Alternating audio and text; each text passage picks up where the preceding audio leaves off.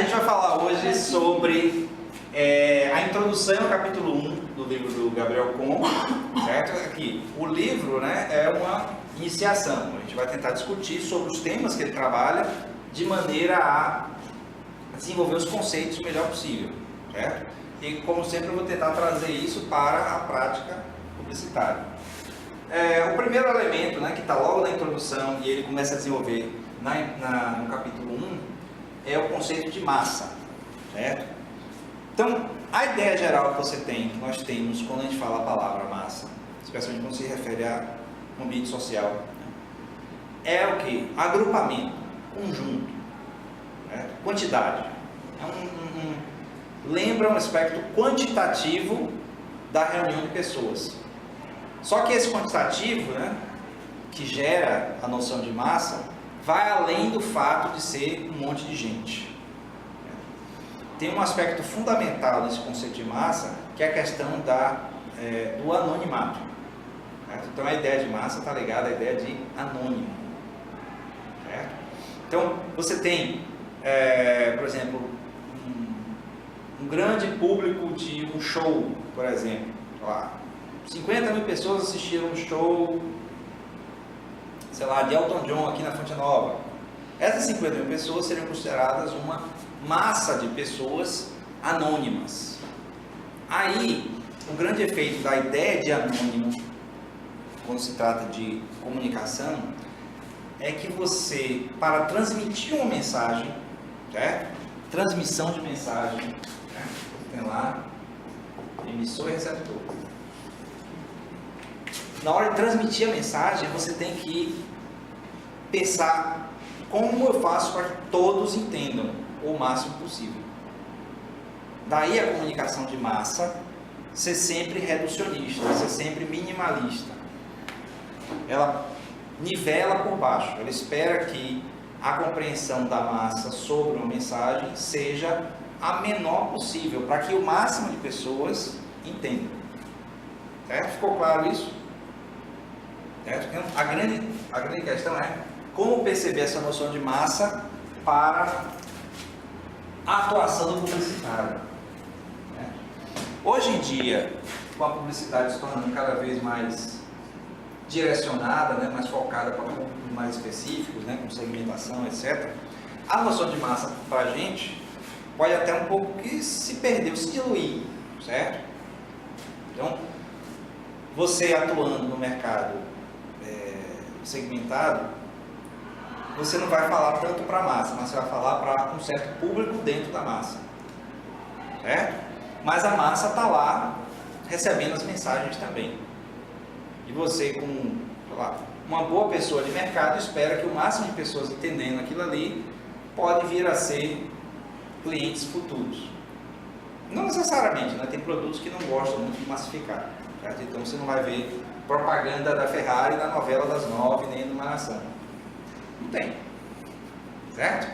Não faz sentido você pegar e massificar um produto que é super segmentado como um carro de luxo, ou joia de luxo, qualquer coisa que seja de luxo. Certo? Então, a partir desse conceito de massa, a gente vai tentar entender a atuação do conceito de massa com a comunicação. Né? Inevitavelmente, como a comunicação, né, os meios de comunicação, os produtores de conteúdo da comunicação têm uma natureza, vamos dizer assim, privada, tem uma natureza particular, no sentido de que é quem transmite para a massa a mensagem, vai haver sempre o aspecto ideológico envolvido no que é transmitido para a massa. Certo? Então, a gente, como massa, como parte da massa, a gente recebe mensagens, né? A gente absorve mensagens, aprende mensagens que são direcionadas ao todo, com carga ideológica. Certo? Essa ideologia não é nem necessariamente nem positiva nem negativa. A questão é reconhecer que em toda mensagem transmitida pela comunicação de massa há o aspecto ideológico. Certo? Então não tem comunicação de massa, não tem comunicação, mas comunicação de massa é o foco da gente. Neutra, não tem neutralidade na comunicação de massa em relação ao que é transmitido. Ficou claro isso? Se você for pegar para ler aqui nessas páginas aqui, na introdução do capítulo 1, você vai perceber muito que ele fala muito essa questão da ideologia, certo? Dentro da comunicação de massa. Aí, a ideologia que está embutida na mensagem para a massa vai gerar alguns comportamentos, certo? Comportamentos considerados típicos na psicologia social, na psicologia das massas. Comportamento de multidão, comportamento coletivo e o comportamento de massa. Será que alguém chutaria qual a diferença entre um e outro desses conceitos? Parece a mesma coisa, né? São parecidos. São parecidos. A ideia é o seguinte: o comportamento de multidão é aquele comportamento que é considerado completamente irracional. Certo? Tem um sociólogo chamado Georg Simmel, no final do século XIX, no século XX, que ele fala: as pessoas individualmente são inteligentes, são capazes, tendem à racionalidade. Mas as pessoas, quando estão reunidas e agem como multidão, são como jumentos, agem de maneira totalmente animalesca. Daí você vê, quando no comportamento de multidão, as pessoas, por exemplo, quando alguém num ambiente de massa, num ambiente de quantidade de gente grande, como num estádio de futebol, num show, num carnaval. Então, indo mais para o lado assim, comparado a eventos, comportamento de multidão seria um carnaval, comportamento de massa seria como se fosse um show específico no parque de exposições, e coletivo seria dentro de uma boate. Não, aí você está se prendendo na quantidade, mas não é isso. Multidão é a reunião de pessoas juntas, em massa é o geral. Não, também não. Você está se concentrando na quantidade também. Não é a questão da quantidade, é a questão do comportamento. Então, você tem no carnaval uma massa, você tem massa, pessoas anônimas, certo? Quando é que elas se comportam como multidão? Quando, por exemplo, alguém grita fogo, bomba e sai correndo. Aí você passa em cima de qualquer um. A pipoca é encanada. Exatamente. Então elas não racionalizam esse comportamento de multidão. É um comportamento burro, certo? Você tá lá, alguém falou alguma coisa, ouviu Tira o pé do chão. Tira o pé do chão, vai.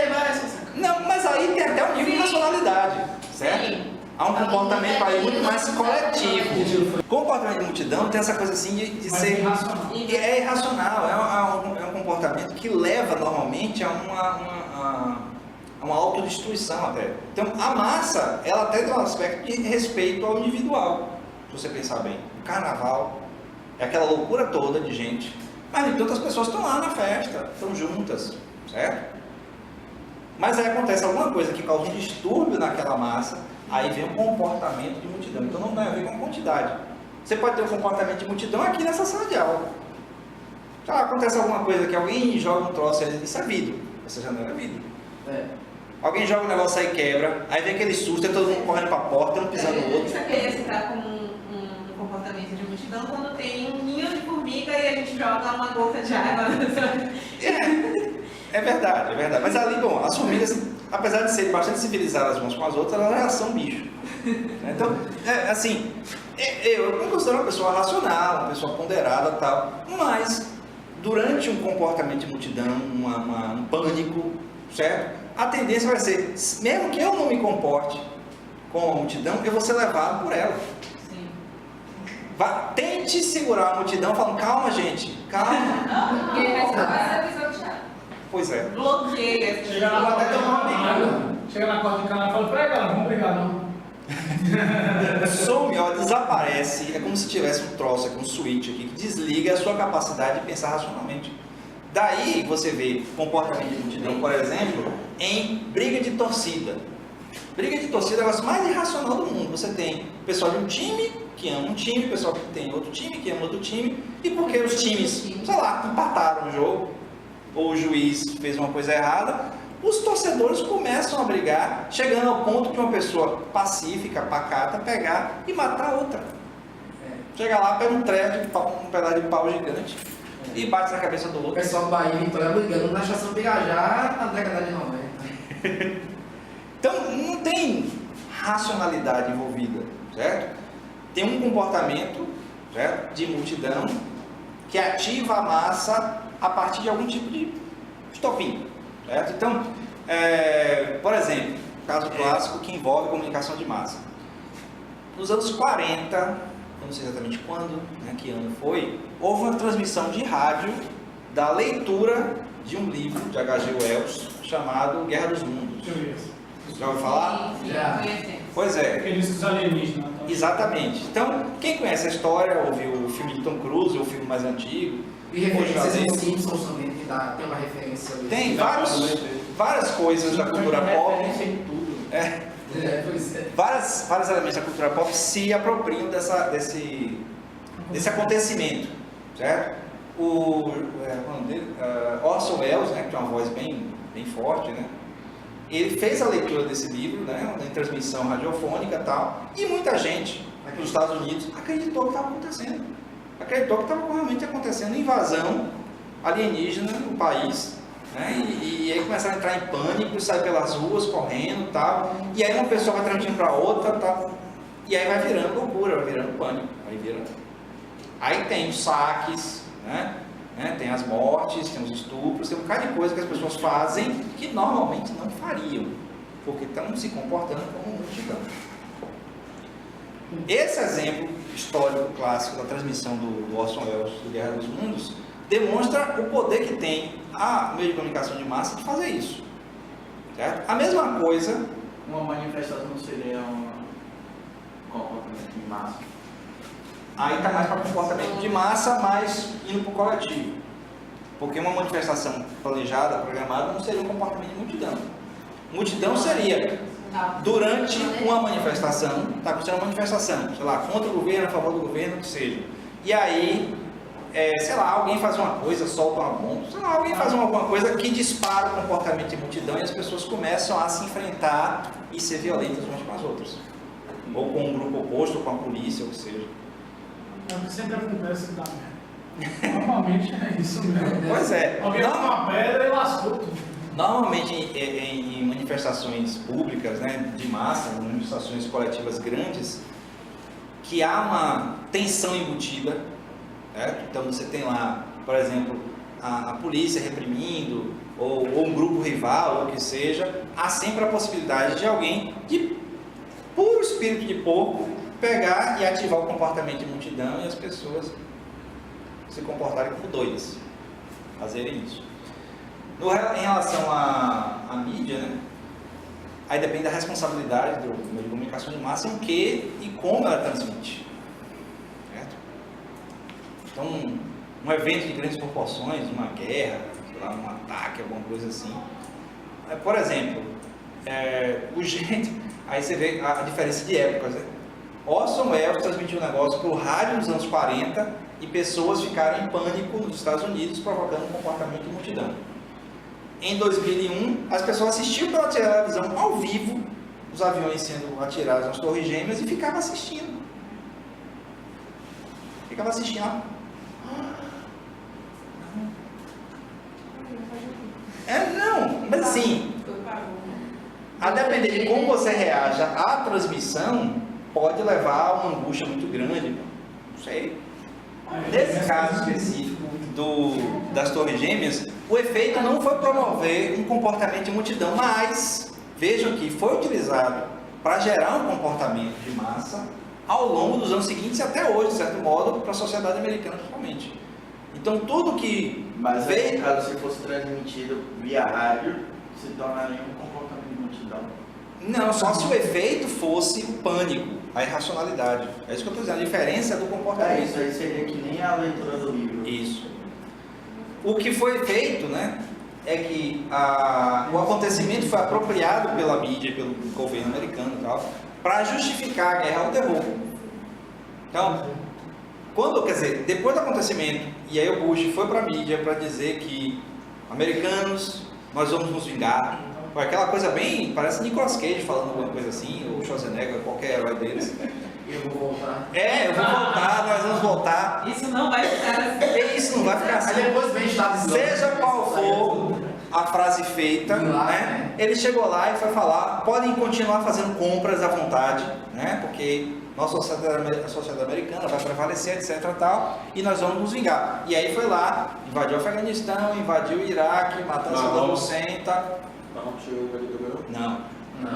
Foi só invadiu o Afeganistão e o Iraque como resposta ao ataque. Mas assim, o modelo de comportamento coletivo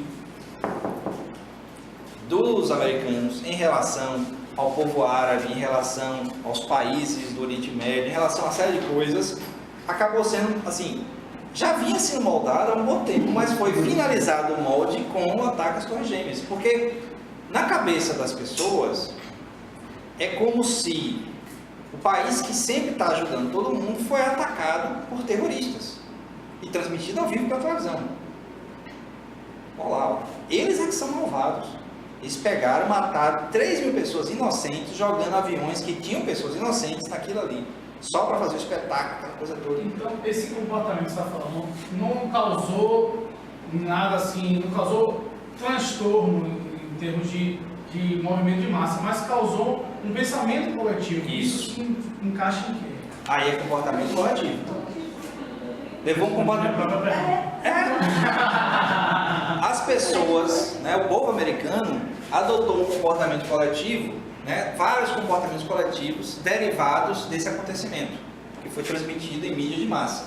Então você tem as pessoas paranoicas em viajar de avião, as pessoas com preconceito em relação a árabes, certo? As pessoas aceitando a lei patriota, certo? O que é a lei patriota?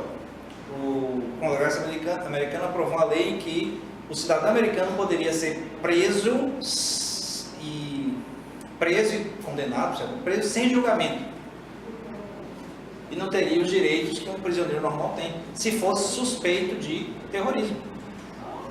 Bastava ser suspeito. Tem um comportamento coletivo que levou a essas ações, e você tem um comportamento aí individual totalmente irracional e sem sentido. E pega certo. Sim, é isso. Mas a ideia de, por exemplo, você impedir imigrantes em certos países. Certo? Você chega num lugar, aí você é um pouco mais moreno. Aí você é mexicano. Sim, mas aí mexicano menos mal. Durante muito tempo. Tanto que até hoje, no cinema norte-americano, eles têm esse negócio de se tem alguma coisa com terrorismo, com não sei o quê, quando aparece um árabe, você pode ter certeza que ele é o inocente. Eles vão colocar aquele cara como sendo o inocente. É como se fosse o primeiro suspeito. É como se fosse um tapa na cara. Ó, esse cara não é necessariamente um terrorista. Geralmente o terrorista é o cara branco de olho azul. Pode perceber. Certo? Eles fazem de propósito. Terrorista russo, sei lá, fala engraçado lá da Alemanha, alguma coisa assim, sei lá. Eles pegam o primeiro estereótipo para ser o suspeito número 1, mas para se livrar da cara logo depois, para vir o verdadeiro criminoso. Mas a ideia justamente assim, é transmitindo, olha, nós estamos nos comportando assim. Então nesse aspecto o Hollywood até serve como uma espécie de catarse, né, de autoexame da sociedade. O comportamento de multidão ficou claro aqui qual é o aspecto principal. Sim. Então você tem Irracionais. exatamente, a irracionalidade. Não, aí No que, pense o seguinte, no comportamento de multidão, no que a publicidade pode se apropriar ao entender esse conceito. Você criar, viu gente, como publicitário, campanhas que façam que as pessoas se comportem de maneira irracional para comprar. Daí a ideia do Black Friday. O Black Friday é basicamente isso. Você cria um comportamento de multidão nos consumidores. Você cria expectativa em cima do Black Friday. As pessoas vão lá, fazem filas e filas e fica lá batendo, esperando. Abre a porta 5 horas da manhã, o pessoal vai correndo, pega qualquer coisa. Não, o que for, eu vou pegar porque está barato. Nem que seja para revender depois. Isso é o comportamento de multidão aplicado à publicidade do mercado. Por isso tem a da Narciso também, que Johnny, a referência é muito forte. Os comerciais mesmo, tem um cara vestido de super-herói, ele joga peça de cama, mesa, vem acompanhando Narciso, não sei o quê. Sim, mas aí o comportamento doido é dele. Você tem que gerar o comportamento irracional do público. Mas é isso, já teve comerciais antigos que mostravam as pessoas invadindo as lojas. Sim, mas aconteceu de fato? Aconteceu de fato? Tá, então tá. Se aconteceu, o que o professor está falando é você criar um tipo de manipulação publicitária para criar um pensamento de multidão no seu público-alvo. Então, no Black Friday, você cria aquela irracionalidade de comprar qualquer coisa porque está barato demais. Às vezes nem precisa, mas as pessoas... Exato, a gente acaba comprando, aí sempre tem, todo Black Friday, eu vou no Extra, aí no Extra vamos comprar uma batedeira, ninguém nunca faz bolo. Chegar pra cara do som do Pai Mendonça, né? Pai Mendonça! Uau! Do supermercado, sei lá. 10 anos atrás aí, Pai Mendonça aí, né? Há 20 anos eu não tinha mais Pai Mendonça. Então, você voltou São uns 25 a 30 anos. Veja só. Aí você tava lá fazendo suas compras, tá? Aí falava a pessoa lá falando, vem agora, 10 unidades apenas de não sei o que, não sei o que. Quando você encostava, você via um bocado de gente assim, pegando. Eu não sei. No setor 10. o Extra faz isso, exatamente isso. No setor vazio. só quem pegar ele dá um cartãozinho, um tchauzinho, só compra Último quem tem o voucher. Só compra quem tem o voucher. Estou aqui no setor 10, venha pegar agora. A galera vai pra cima de Não acontece. bolsa na mão. Então isso é um Comportamento de multidão. Quando você chega lá, tá muito É um decisão, vai ser, fica todo mundo se matando. Quando todo mundo se matou, eles pegam e colocam mais no lugar assim. Depois Não, é 5. Aí na verdade tem 5 aqui e 35 no estoque. São palavras mágicas que nós usamos, né? Últimas unidades, ponta de estoque, saldão, não sei o que lá, pela metade.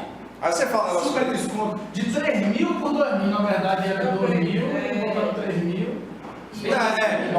a depender de como você transmite a mensagem, se você disser 1 é 3, 2 é 7, as pessoas compram. É muito interessante porque esse comportamento de multidão leva você, acho que, não sei se é alguma coisa química, que afeta a química cerebral, tem coisas que não faz sentido as pessoas gastarem mais porque alguém usou as palavras apenas. Não sei o que lá, que normalmente é R$ 9,90 por apenas R$10. Você vai pagar a mesma coisa. Ninguém tem um centavo de troco. Aí vai aquela maluquice na televisão. Por apenas você aquela. Foi o que você falou. Sim. É um comportamento irracional, certo? A gente se aproveita dele, certo? Ok? Ah, sim, velho. O comportamento coletivo já é um comportamento mais racional, evidentemente, né? É mais emocional também, mas a ideia é que ele é mais de longo prazo. O comportamento de multidão, ele para. Certo? Você não consegue manter uma multidão ativa no comportamento dela o tempo todo. O pânico acaba. Chega uma hora que acaba. O comportamento coletivo não. O exemplo que eu dei das Torres Gêmeas e como a sociedade americana passou a se comportar de 2001 para cá é um exemplo de comportamento coletivo. Se mantém. Se mantém até hoje. Certo? Então tem reforços, tem críticas, tal, mas se mantém aquela coisa do medo constante de ser atacado novamente. Certo? No 1984, de George Orwell, tem uma coisa disso, que é bem interessante. Imagina, ele nos anos 40 escreveu uma coisa que você vê acontecer hoje. Certo? Aqui no Brasil, o comportamento coletivo das pessoas em relação à inflação entre 2013 e 2016 era uma coisa incrível. Certo? As pessoas se comportavam como se a inflação no Brasil fosse absurdamente alta. A inflação era o quê? De 6%, chegou no máximo a 10%, quando historicamente o Brasil sempre manteve a inflação de 20, 23, 25, chegando no pico no meados dos anos 90, né? Início dos anos 90, de 1000% ao ano. Isso não é do Frank? Hã? Isso não é do Frank? Até o final, até o começo, porque a hiperinflação aconteceu no final dos anos 80, ainda com Sarney, chegou o ápice com Collor, em 90, 91. O plano Collor resolveu temporariamente o problema, mas depois a inflação voltou a subir. E aí, com o plano real, que as coisas foram resolvendo, aí em 94 se estabilizou a inflação em torno de 20, 30%. Em torno de 20, 30%. Certo? Porque o pessoal confunde inflação com câmbio, né? O câmbio era 1 a 1, $1 era R$1. O câmbio mantido artificialmente através da manipulação cambial até janeiro de 1999. Até janeiro de 1999, R$1 era $1, $1 era R$1. Aí o interessante é isso, as pessoas reproduziam aquilo fervorosamente, sabe? A inflação está alta, está tudo caro, não sei o que, não sei o que. E quando, de fato, as coisas assim, estavam caras como sempre estiveram. Daí você vê o efeito do comportamento coletivo. Em 2015, a gasolina estava menos de R$3, mas era o maior preço de gasolina de todos os tempos e no mundo todo. O Brasil tinha o maior preço de gasolina do mundo. Né? Vamos acabar com tudo, tem que ir para a rua para protestar, porque o preço da gasolina está absurdamente alto. Agora a gasolina você pode comprar a R$5 quase o litro e ninguém reclama. Você fala, ninguém reclama de verdade. Então, mas você vê que é um efeito do comportamento coletivo, é meio que um adormecimento mesmo. É por conta da mídia? Pode ser, certo? Entre 2012 e 2016, a mídia o tempo todo enfatizava as coisas negativas do governo, somente as coisas negativas, só existia coisas negativas. De 2016 para cá, de vez em quando fala coisas negativas, mas basicamente fala coisas positivas. Certo? Eu não sei se isso tem um efeito direto no comportamento coletivo, pode ser que sim, pode ser que não, porque as mídias sociais estão aí para fazer com que as pessoas vejam outras coisas. Mas eu sei que as pessoas não vão mais para as ruas para reclamar. Que nem numa década. Usam a internet. Porque aí como é que a publicidade se apropria disso aqui? Tá certo. O tempo significa muito tempo. É mais psicológico e emocional. Como é que a publicidade pode se apropriar desse comportamento coletivo, né, para construir um comportamento coletivo utilizando meio de massa e publicidade? Você tem a apresentação a longo prazo, por exemplo, de um produto ou de um serviço ou de uma marca para eventualmente fazer uma inserção mais de ação mesmo. Um exemplo, bom, não sei se vocês lembram, né? Quando o grupo São Mateus chegou aqui no Brasil. Eu não era assim. Oxi, isso tem 6, 7 anos.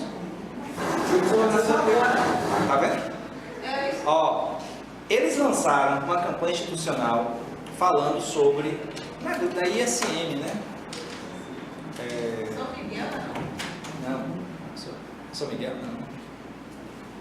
ESM é do Google. Exato. Google. É do Google. ESM. Indústria São Miguel. ISM. Mas São Miguel, eu acho que é São Miguel, não é São Mateus não? Não, São Miguel, beleza. ISM, Indústria São Miguel. Exatamente. Essa indústria São Miguel, que é da onde mesmo? Do Peru. Eu sabia que era de algum lugar da América Latina. Eles, quando entraram aqui no mercado brasileiro, fizeram campanhas institucionais falando só em indústria São Mateus.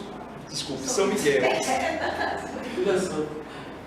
E aí, assim, na época, naquele momento, foi criando um comportamento coletivo, pelo menos de curiosidade, para saber o que era. Porque era indústria São Miguel, tá, ISM e tal. E aí eles lançaram, depois de meio que massificar, né? Massificaram, cadê o massa? Massificaram. E criaram esse comportamento coletivo de curiosidade sobre o que era, lançaram o primeiro produto, que foi o Gube, refrigerante. Certo? E aí veio só Gube e tal. E aí depois foram lançando outros produtos. Então hoje meio que, eu não sei qual é a participação, você sabe a participação de mercado deles? Água, viola. Aqueles que suco. Não é suco, o suco tem a água também. Tem um energético. Tem um Enerap. A energética eu entendo. Eles começaram a fazer uma pesquisa, fizeram uma pesquisa muito grande no mercado, entendeu? Selecionou várias pessoas de várias classes. Foram quase 6 meses, mais disso de pesquisa, conheceu primeiro tudo, depois ele começou a introduzir o material dele, pesquisa para cimentar, para ver qual era a opinião das pessoas, entendeu? Eles compravam também outras marcas para as pessoas identificar onde eles estavam errando, onde eles poderiam melhorar. Eles fizeram o caminho certinho, né? Eu não sei qual a participação deles hoje, mas eles estão presentes, né, no mercado brasileiro de bebidas. Então as pessoas bebem a água deles, né, bebem refrigerante, bebem energético e tal. Mas por que isso? Porque eles criaram um comportamento coletivo de curiosidade a respeito. É diferente, por exemplo, do Guaraná Dolly, certo? O Guaraná Dolly cria um comportamento coletivo de rejeição, porque a mensagem é muito mal feita. Eu não sei, talvez até o produto seja bom, eu nunca experimentei. Não, dizem que é ruim. Tá vendo? Dizem que é ruim. Você sabe que é um tipo de... Não vende dólar aqui, eu nunca tomei dólar. É porque não vende aqui, só no fora do país. Mas é um efeito negativo. Eu acho que não quer vender Então, deixa tudo assim. Agora, vamos dizer assim, rapidinho, só uma curiosidade. O posicionamento da empresa sobre o seu público pode ser um comportamento coletivo? Vamos dar um exemplo assim, o Subway. O Subway diz que vende light, né? Vende comida saudável. Nem sempre é, né?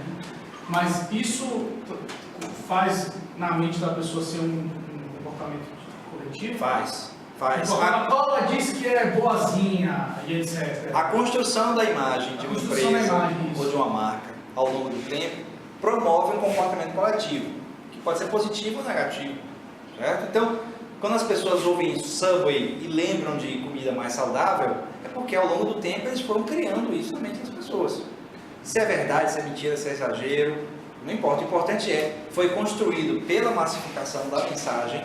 Na cabeça da gente. Exatamente. Isso. Certo? Foi criado isso. Fica. Certo? E aí as pessoas têm eu me lembro, teve uma época que Subway ficava às moscas. Ninguém frequentava Subway. Eu lembro que ia comer no Subway era uma coisa meio triste, porque os funcionários não tinham o que fazer. Você comia um negócio que eu gostava, né, pessoalmente. Mas não tinha ninguém. Hoje em dia o Subway tem fim. Ele vai gerar, no longo prazo, né, mobilizações dos consumidores, das pessoas que são atingidas pelas mensagens de massa. Então, é essencial na sociologia da comunicação entender o comportamento coletivo, porque é muito útil para a publicidade. O de multidão também, o aspecto que a gente falou lá da mega promoção de última hora e tal.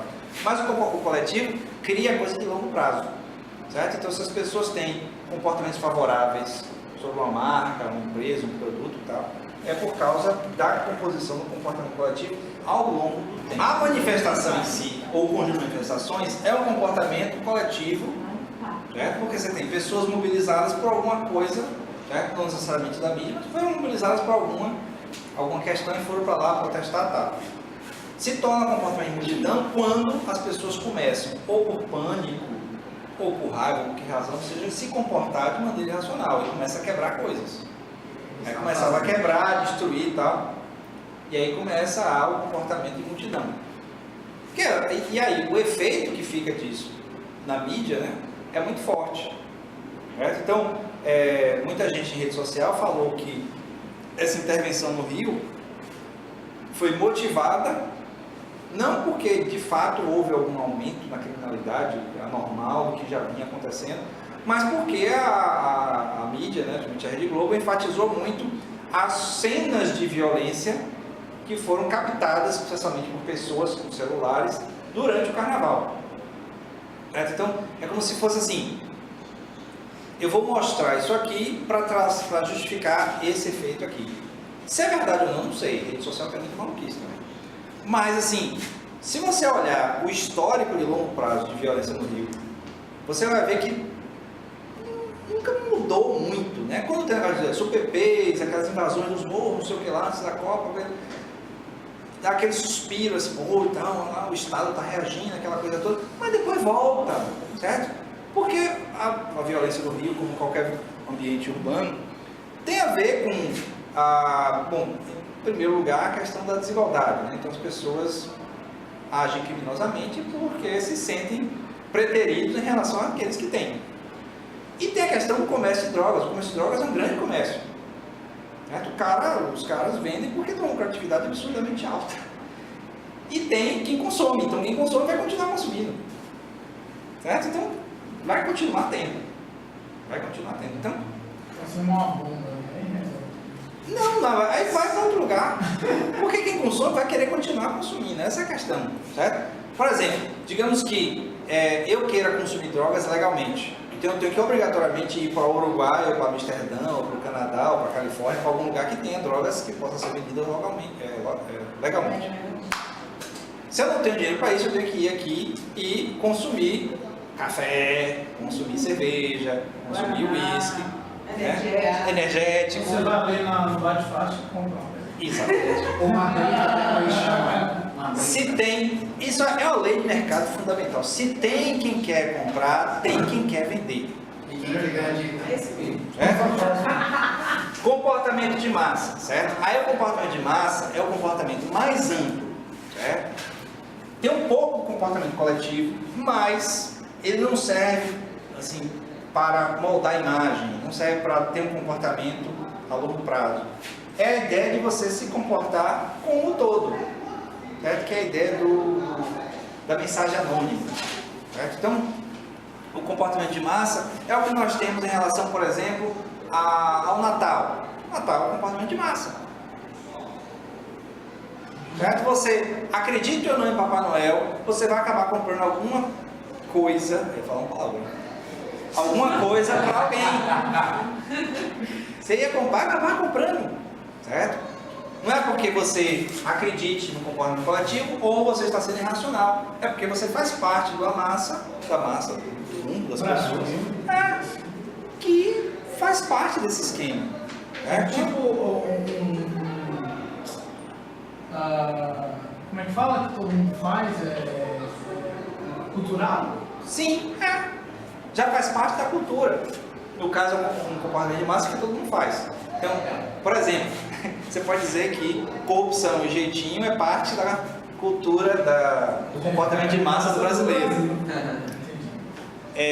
Mas assim, fica a pessoa que não se comporta dentro do que a massa espera, em certos aspectos, acaba sendo mal visto, né? Seja pelos outros, ou seja pelas pessoas próximas. Esse comportamento é um comportamento de massa, tem um pouco do coletivo, mas ele não necessariamente precisa ser construído pela mídia de massa ao longo do tempo para gerar um efeito. Ele está lá, faz parte da cultura, como o André falou. Faz parte da cultura. A mesma coisa assim, as pessoas já esperam certas coisas. Então, você espera que durante o carnaval, ou até o carnaval passar, as coisas no Brasil não andem. Pois bem, então o comportamento de massa tem disso aí, né? A relação do anonimato, a construção coletiva, cultural, que faz com que todo mundo meio que se comporte do mesmo jeito, mesmo pessoas que não acreditam naquilo ali. Então, veja a diferença bem clara. No comportamento coletivo, você pode amar o McDonald's e detestar o Subway, porque foi construído coletivamente aquela coisa ali ao longo do tempo. Mas, no comportamento de massa, todo mundo vai para o shopping comer. Todo mundo vai para o shopping comer, não tem outra coisa para fazer, no shopping comer, assistir cinema, e fica lá andando para lá e para cá sem comprar nada. Mas, de qualquer jeito, você tem aí um modelo de comportamento de massa. O consumo, de uma maneira geral, vocês vão ver que no livro ele fala muito da questão do comportamento de consumo, né,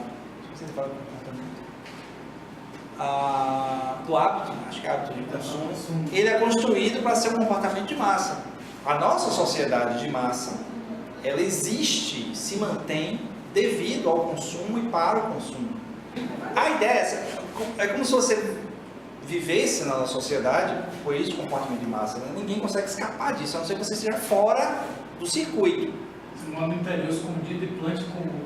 Você seja um andarilho, como eu falei na outra aula, e fique vagando por aí, e vive de favor, tá? Pede comida, come e vai embora, certo?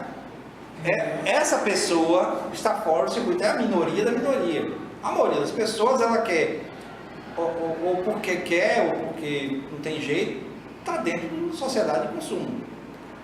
Então, para você fazer qualquer coisa, a não ser respirar, talvez, você consome. Bom, então, mas assim, a ideia é você não ter como sair da sociedade de consumo, certo? Porque você, para viver, para sobreviver, para viver e para fazer parte, você tem que ser consumidor. Inclusive, que aí é a mágica da sociedade do consumo, que acho que é o tema da próxima aula, se eu não me engano. Não, ainda não, mas é mais para frente. Quanto mais você consome, mais você é bem visto pelo mercado de consumo e mais te dão para consumir. Tanto que se você usa muito seu cartão de crédito, a empresa de cartão de crédito vai lhe dar mais crédito. E aí o medo de não poder consumir mais... Você está demitido da nossa Mas sociedade. foi o que... É mais ou menos isso. Mas o que você falou aí é o que a gente viu no Bauman. O Bauman fala sobre a vida líquida, né? Amor líquido. Que a gente vive nosso consumo é líquido, que a gente vive de aparência. Resumindo o livro todo, a gente vive de aparência. É o livro de capa vermelha? Eu li digital. É porque eu acho que eu já li esse cara. Tem uma mulher na frente. É isso mesmo, eu já li, eu tinha esse livro, eu dei para meu pai. Você inclusive amor líquido, aí o seu copo. Vida para consumo e tem outra. Modernidade. Não, você é estimulado nesse esquema de sociedade de massa baseado no consumo a consumir cada vez mais. É só você ver como é que você ganha, ó, como é que você ganha prêmios, como é que você ganha pontos e não sei o que lá, por consumir mais. Você consome mais. Aproveite o Natal para comprar só com seu cartão X e aí você vai concorrer não sei quantos prêmios. Mas a verdade é essa. À medida que você para de consumir, você vai ganhando cada vez menos pontos. Os pontos vão vencer e vai acabar. Não, para eu poder me livrar dessas coisas foi difícil. Eu tinha pontos na Perim, tinha pontos na Video Hobby, ponto no Santander, ponto no... Isso de consumo. Hoje em dia, o menino tem acesso ao quê? 1000 canais de televisão, todos mostrando alguma coisa que ele deve comprar. Aí pronto, ele descobre um desenho novo. Ele descobriu um desenho novo no canal. Pô, mas... Aí vê o brinquedo. A felicidade dele vai estar ligada. Eu acho que minha mãe... Imagine, são monstros que nós, adultos, estamos criando, ajudando a criar, ou não conseguimos impedir que sejam criados, de consumidores do futuro. Nós já somos consumidores relativamente vorazes. Sim. Certo? A gente consome muito tranqueira que a gente não precisa. Imagine essas crianças, se não forem colocadas sobre algum tipo de disciplina para aprender como é que consome. Mas isso é um comportamento de massa. Nós somos consumidores. A gente não vai deixar de consumir. Faz parte da nossa felicidade consumir. A nossa química cerebral é alterada quando a gente compra. Mesmo coisa que a gente não precisa. Mas é isso. A gente relaciona por uma questão de comportamento de massa, que faz parte da cultura da gente, da nossa sociedade. Não falando nem do Brasil, a sociedade ocidental como um todo. De relacionar satisfação, felicidade com o consumo. E a publicidade estimula isso. Certo? Então, Tá feliz se eu comprar um carro novo. veja os slogans que diz: venha ser você mesmo. Encontre-se com você mesmo. Sua felicidade Praticamente tudo é consumo, até se sua felicidade for viajar. mas é verdade. Mas é por isso que eu não viajo, velho. Porque eu vou viajar pra noite de São Paulo, vou dividir 3 vezes, vou viajar 3 dias, pagar 3 meses a viagem, não vai. É por isso que Você fala o seguinte, viu? Eu sou boa para piada. Tiago, só para Daniel, viu, Tiago? Você fala o seguinte: você pega e faz a viagem para Morro de São Paulo, a pé, filmando a viagem e transmitindo para a rede social e falando um bocado de coisa da viagem, tá? Alguém algum dia vai descobrir e vai pagar você para poder fazer viagens de graça. Vai te patrocinar para... Publicidade. Bom, é uma coisa meio fora de moda. Você já ouviu falar em Guia 4 Rodas?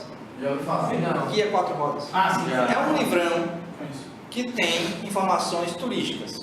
De viagem, mapa, tal, hotel, restaurante, lazer, qualquer coisa. Tente imaginar o seguinte: a Abril, né, pagava pessoas para ficar viajando e curtindo e fazendo as informações daquele treco. Então você era, as pessoas eram pagas para ficar ficando em hotel, viajando, pegando avião, pegando ônibus, pegando táxi, indo em restaurante, para dizer se são bons, se ruins, se vale a pena, quanto custa, mas tudo custeado. A ideia é você se tornar, nessa sociedade de massa relacionada com o consumo, um bem valorizado.